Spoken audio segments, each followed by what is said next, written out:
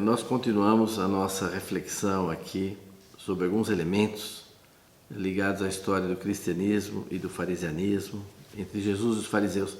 Na primeira parte eu abordei mais aspectos históricos, situando um pouco toda essa complexidade histórica ao longo da qual, de quase 4 séculos, né, se desenvolveu esse pensamento, essa contribuição dos fariseus, e dentro e no seio da qual surgiu também o cristianismo. Nesse livro aqui dos Sábios Fariseus, eu trato em capítulos específicos das relações de Jesus com os fariseus, que nós tentamos apreender através dos evangelhos, mas que são uma fonte que tem que ser lida com muito cuidado para isso, porque eles são tardios, anacrônicos, né? E depois do relacionamento do cristianismo com o judaísmo nascente, esse judaísmo rabínico, né? Organizado depois da destruição do Templo de Jerusalém. Eu queria só comentar 2 coisas disso, vocês podem discutir, procurar e ter outras opiniões também, né? Uma é que realmente o evangelho hebraico, assim, por excelência, é o evangelho de Mateus, não é? É um evangelho que foi escrito por uma comunidade de judeus cristãos, não é? Que reconheciam em Jesus o Messias, não é? E que se reivindica das mesmas esperanças que as outras comunidades judaicas, né? E há diferenças enormes entre o evangelho de Mateus com os outros evangelhos por causa disso, né? Se os discípulos comem pão, ou não lavam as mãos, ou se alimentam no Shabat, os outros evangelhos vão dizer que essas coisas estão superadas, é outra coisa agora, é o cristianismo, né? Mateus não, ele vai dizer nos mesmos episódios que não, porque Davi também entrou no templo e fez isso. Não, ele vai o tempo todo mostrar como Jesus se insere e realiza plenamente toda a esperança judaica. É um evangelho que se dirige a uma comunidade de judeus cristãos que estava sendo confrontada a esse judaísmo rabínico que estava se reorganizando, e é até dramático para quem estuda esse evangelho perceber como essa comunidade estava desaparecendo, e provavelmente ela desapareceu mesmo, e a maioria dos seus membros voltou ao judaísmo e abandonou o cristianismo, e esse esforço, não é, do evangelho de convencer que Jesus é o Messias, etc., né? Acho que o evangelho de Mateus é o mais agressivo com relação aos fariseus. Ele coloca os fariseus numa posição de hostilidade muito grande. Os mesmos episódios que nos outros evangelhos eles apresentam uma pessoa, alguém se apareceu, um publicano, no outro é obrigatoriamente um fariseu, e de forma muito negativa, né? Acho que o evangelho de Mateus realmente é um caso à parte, ele merece estudo, e eu consagrei aqui no livro um espaço grande a esse evangelho de Mateus. A outra coisa é no evangelho de João, no outro lado, né? Depois dos sinóticos, que a gente deve tomar cuidado nos evangelhos com essa expressão judeus, não é? Porque nós não temos a possibilidade em português e mesmo no grego de separar 2 coisas, porque hoje para nós judeus designa todo o povo de Israel, os israelitas, né? Mas naquela época não tinha esse alcance, né? Frequentemente no evangelho de Mateus e sobretudo no evangelho de João, quando ele fala dos judeus e fala até agressivamente, textualmente ele está falando dos judeanos, quer dizer, da elite política da Judéia, né? Havia as várias regiões, havia os galileus da Galileia e havia os judeanos, os que viviam na Judéia, não é? E que era uma elite política, que no final vai levar Jesus à morte, né? Em Jerusalém. Mas esse é deles que eles estão falando, e não de todo o povo de Israel. E isso acabou generalizada, essas críticas, que eram críticas dirigidas aos judeanos, vamos dizer assim, a essa elite política da Judéia, acabou no termo judeu sendo generalizada para todo o povo de Israel. Nós vemos mesmo isso no episódio de Natanael, quando ele se aproxima e que Jesus diz e elogia ele como filho de Israel, né? Nunca vi um filho de Israel assim. Quer dizer, esse termo judeu, mesmo nos evangelhos, tem que ser olhado com muito cuidado, porque nós fazemos sem querer uma generalização que não havia no texto, não havia essa intenção. Agora, voltando para os fariseus, assim como eu dizia que o cristianismo o sucesso do cristianismo, o êxito do cristianismo, a sua literatura, também o grande fruto do farisianismo é a literatura farisaica e rabínica que se seguiu. Quer dizer, essa enorme tradição oral, que é polissêmica, que é contraditória, de interpretação da lei, vai depois ser sistematizada, não é?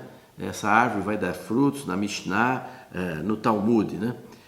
E é uma literatura produzida não por sacerdotes, né, por levitas, por escribas, mas é uma produzida pelos fariseus, que eram leigos, em sua grande maioria de origem humilde, burguesa, no sentido de pessoas que viviam nas cidades, eram sapateiros, tanoeiros, pessoas que tinham atividades do meio urbano, não é? E que tinham essa linha de ser muito rígidos com relação ao poder externo e muito flexíveis no que diz respeito à vida privada e à vida cotidiana, à vida familiar, na interpretação da lei, não é? E essa interpretação é interessantíssima porque frequentemente ela é usada até para anular preceitos ou pelo menos para tornar a sua aplicação impossível, né? Por exemplo, é dito que no Shabat não pode haver trabalho, não pode haver transporte, eu não posso pegar um saco de trigo e transportar, etc. e tal. Mas também não posso transportar instrumentos. Mas, por exemplo, a mulher ela pode usar brinco, ela pode transportar brinco, ela pode transportar um colar, ela pode transportar enfeites. Isso viola o Shabat ou não? Nós vamos encontrar nos escritos farisaicos quilômetros de textos para permitir que as mocinhas, né, no sábado e na saída da sinagoga, possam ir lá arrumadinhas, né, e carregar brincos sem infringir o Shabat. E para isso tem toda uma série de reflexões. Um outro exemplo é que no Brasil frequentemente a gente diz que a lei não é aplicada porque ela ainda não foi regulamentada, pois os fariseus em muitos casos fizeram o contrário. Eles regulamentaram a lei para que ela nunca fosse aplicada, né? Por exemplo, é dito na Bíblia que se o filho desonrar o pai pode matar o filho. Se a filha desonrar a mãe pode matar. Isso é possível? Está escrito? Os fariseus vão dizer sim, está no texto bíblico, mas não está dito como. E nós vamos explicar, interpretar como que o pai faz para matar esse filho que o desonrou. E aí eles vão dizer que o pai precisa primeiro acusar o filho formalmente, que isso tem que ser feito em público, numa praça pública, e que o filho tem direito à defesa, etc, etc, etc. Um processo que nunca foi aplicado na história de Israel, né? Inclusive eles tem muitas discussões sobre o tema da pena de morte, né? E os rabinos vão dizer, os sábios, que se o Sinédrio a cada 70 anos declarar uma pena de morte, já é gravíssimo, né? Já é gravíssimo. Se for a cada 7 anos, pode dissolver o Sinédrio, né? Então é interessante toda essa flexibilidade para tornar a lei praticável, né? Humanizar, vamos dizer, essa lei, sobretudo no âmbito da vida privada e familiar, e ao mesmo tempo muito rígidos na vida externa, né? Talvez entre os frutos que a gente pudesse percorrer rapidamente aqui para encerrar essa segunda parte, e que estão presentes na nossa cultura, no nosso cotidiano, são na vida civil mesmo. Primeiro, a educação obrigatória e gratuita. Os fariseus, inclusive quando estiveram no poder, governando mesmo, eles instituíram a educação obrigatória e gratuita para os meninos de 5 a 13 anos, e onde tinha uma sinagoga, tinha uma escola, e depois eles iam para academias. Então, quem quiser investigar sobre isso, olhar no meu livro, discutir, nós temos essa herança que vem lá de longe, não é? Da educação obrigatória e gratuita, em termos muito interessantes, inclusive, de uma educação muito aberta, muito polissêmica, proposta e desenvolvida pelos fariseus. Outro tema que nos é muito caro, mas que vem dos fariseus, é a temática da pobreza, da justiça e da caridade, né? da tzedakah, né? O quanto nós temos que levar o nosso olhar para os pobres. Quer dizer, as pessoas desviam o olhar dos pobres, mas a fé, a religião, a espiritualidade deve levar as pessoas a olhar, dirigir o seu olhar para os pobres, para a pobreza, toda a temática do pão. É gozado que entre um grande sábio fariseu que foi Hillel, né, e Jesus, nós vamos encontrar frases muito parecidas, né? No tocante ao pão nosso de cada dia, né?